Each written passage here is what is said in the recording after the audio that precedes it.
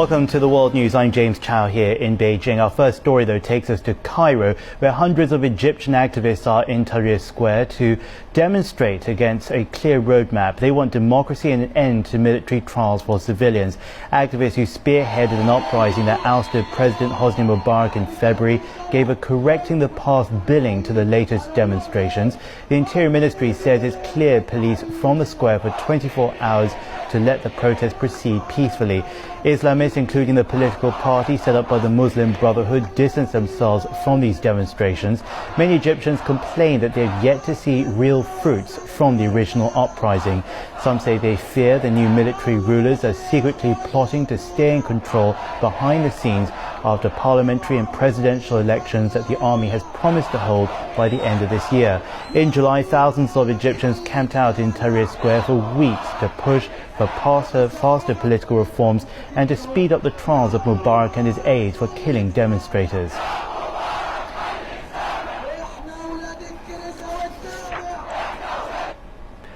Meanwhile, another group of Gaddafi officials have arrived over in Niger, according to security officials in that country. Among the 14 is one of Muammar Gaddafi's top generals. The latest arrival follows that of the head of Gaddafi's security brigade, Mansour Dao, who crossed into Niger over on Monday.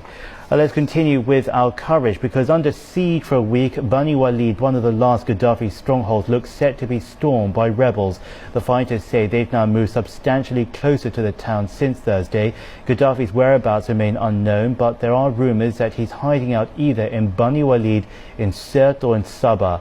The National Transitional Council previously extended the surrender deadline for the two cities to this weekend. There's growing concern on the lack of security around the weapons storage facilities of the former Gaddafi regime. While rebel groups are moving to secure some locations, CCTV correspondent Jack Barton reports that at many other sites, weapons lie around on the ground for anyone to pick up and retrieve. No lock, and with a little effort we're inside. This is one of many sites used by Libya's former regime to store weapons and ammunition.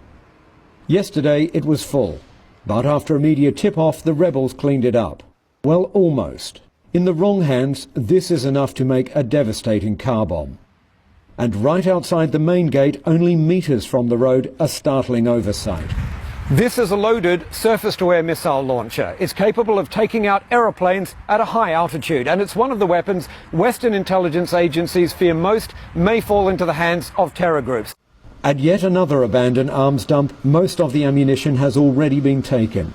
Perhaps by the rebels, but nobody really knows. There is no security here either. Teenagers scavenge for submachine guns that can be fixed.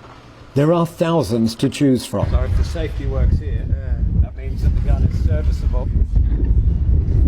Human Rights Watch found 100,000 anti-tank and anti-personnel mines at one unguarded site. The group says there are many more caches, some hidden by the regime in people's homes, some just scattered under trees. The 6-month war that ended Colonel Gaddafi's more than 4 decades of rule blew the doors off his arsenals, in this case quite literally.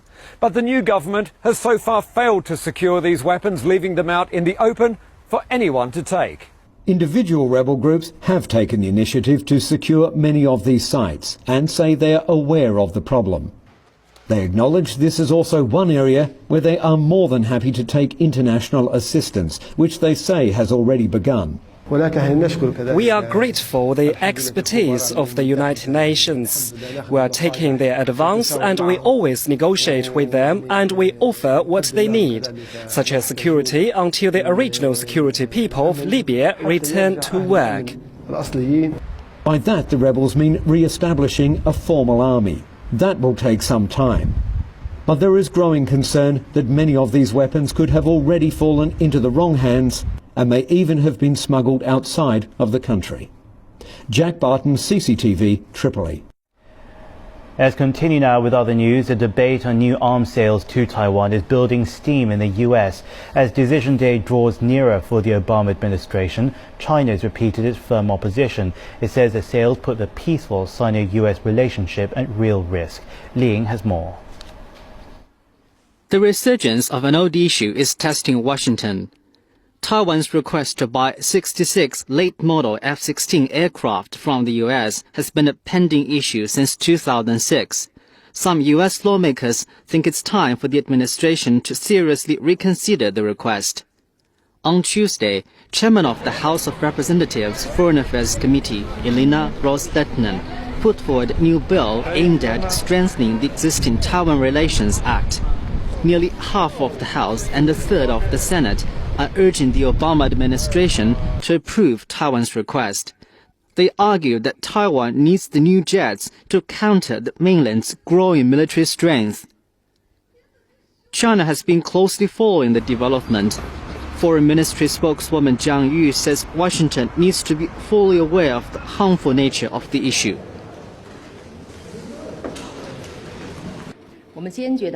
We are resolutely against the U.S. selling arms to Taiwan. We urge the U.S. to respect the principles of the three China-U.S. communiques, especially the August 17th communique, to fully realize the harmfulness and sensitivity of arms sales to Taiwan and to stop selling arms to Taiwan in order to avoid hurting the peaceful development of China-U.S. relations and cross-strait relations.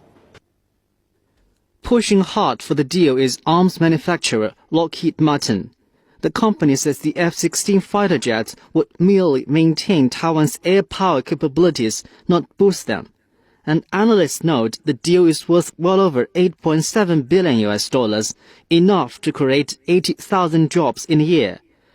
That's something the administration must weigh, with the unemployment rate now at 9%. Thank you. President Barack Obama has until October the 1st to say what, if anything, his administration plans to do about Taiwan's request. And fellow Americans. CCTV.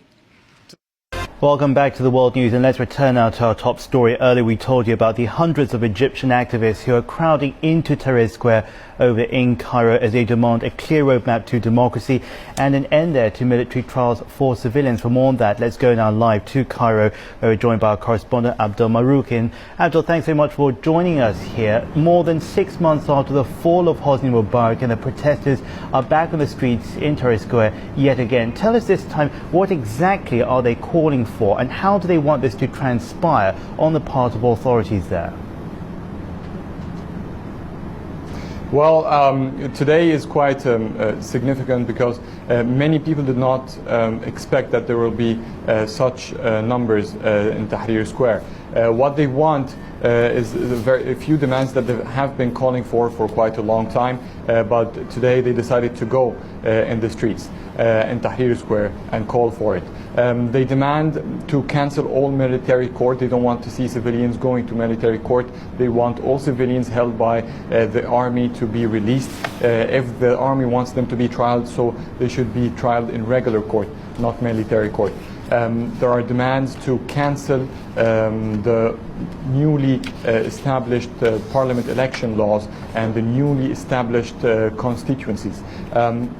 Egypt has been going on for very definite constituencies, but this time the Supreme Council of the Armed Forces has announced a new fragmentation, geographic fragmentation, and a new part that brought up many constituencies that was unapproved by many political movements. They claim that the army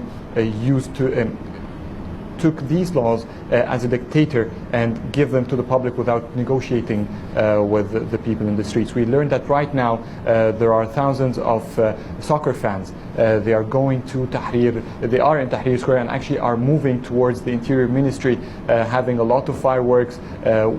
We can't really expect what they will do, but this is a new phenomena to see soccer fans joining Tahrir Square, and this is why maybe the numbers are quite much bigger than we used to, especially that all religious movements abstained from today's movement. Well, the thousands of people you can see on our television screens there out in Tahrir Square waving their Egyptian flags is nothing new. Back in July, of course, thousands more were in the same areas. They demanded faster political reforms and the speed up of the trials of Mubarak and its top officials. But as we look at the current unrest over there, has there been any response from the officials over in Egypt, from the leaders who are leading these people in name at least? There has been no official response so far. The government always announces, and the Supreme Council of the Armed Forces always announces, that they are discussing the demands, that they have a certain minimum wage to put for public employees, and to put a ceiling to the maximum wage. But it's all numbers and only newspapers. They want to see it in fact. There was actually some sort of an indirect and really funny response that the government planned after many political movements announced about the 9th of September protest in Tahrir Square. Suddenly today in the Cairo Stadium, the government is celebrating the first Farmers' Day. Egypt used to have a Labor Day on the 1st of May for decades. This is the first time that we hear of a Farmers' Day. They're bringing many farmers in Cairo Stadium to celebrate what the government has called a Farmer Day.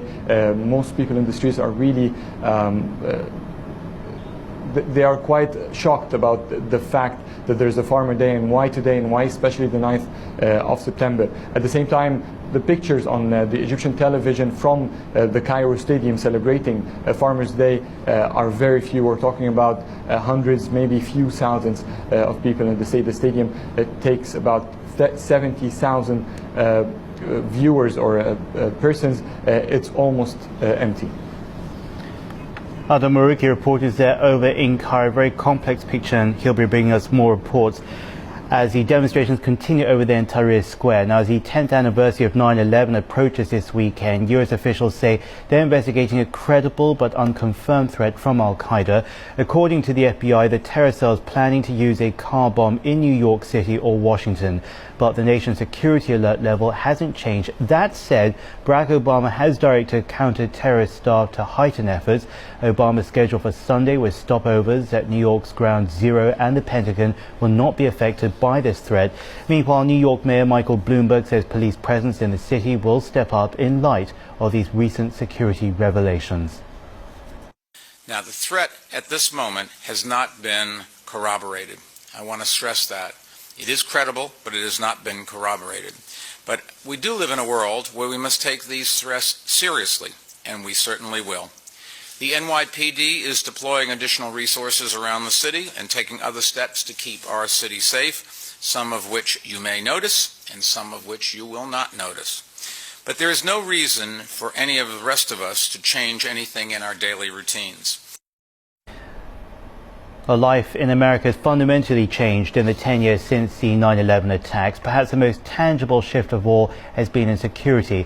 Traveling has become more complex as new safety procedures have been put in place, and ordinary members of the public are increasingly aware of everyday threats.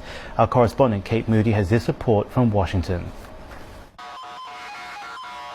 In the devastating aftermath of the 2001 attacks in New York, Washington, and Pennsylvania, American officials pledged to improve the country's safety. Our country is strong. A decade later, perhaps the most noticeable changes are the increased screening measures at airports. Limits on liquids and carry-on items, as well as sometimes intrusive pat-downs and body scans, have become a standard part of air travel in America and across the world. And nobody expects that to change anytime soon. Environments change over time. And 9/11 was the signal of a change in environment that we now have to deal with, I think, throughout the foreseeable future. The type of threat against the U.S. has also evolved.